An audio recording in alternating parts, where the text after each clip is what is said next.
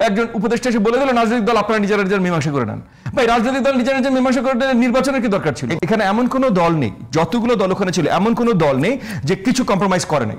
প্রত্যেকটা দল কম্প্রোমাইজ করেছে। মাসুদ ভাইয়ের দল করেছে, মঞ্জু ভাইয়ের দল করেছে, আমার দল করেছে, আমরা সবাই কম্প্রোমাইজ করেছি যে আমরা যেন মোটামুটি এক জায়গায় আসতে পারি। কিছু দল কিছু জায়গায় কম্প্রোমাইজ করে নাই।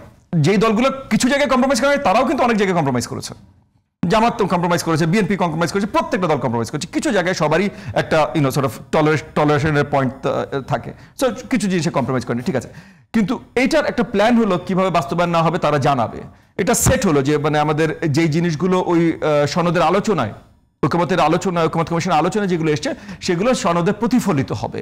কিন্তু বাস্তবায়নের প্রপোজাল যখন দিল তখন সব প্রতিফলন বাদ দিয়ে তারা দিয়ে দিল। জি সব। কারণ আপনার যদি একটা গণভোটে একটা সিম্পল হ্যাঁ না প্রশ্ন তো যায়, তাহলে আপনার নোট অফ ডিসেন্ট আপনি দিবেন কিভাবে?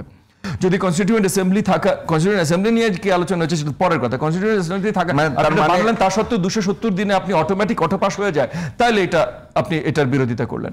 সো এই যে প্রবলেমগুলো তৈরি করছে সরকার, এবং একই সাথে এই যে সরকার একজন উপদেষ্টা এসে বলে দিল রাজনৈতিক দল আপনারা নিজেরা নিজের মীমাংসা করে নেন। ভাই রাজনৈতিক দল নিজেরা নিজের মীমাংসা করে নির্বাচনের কি দরকার ছিল?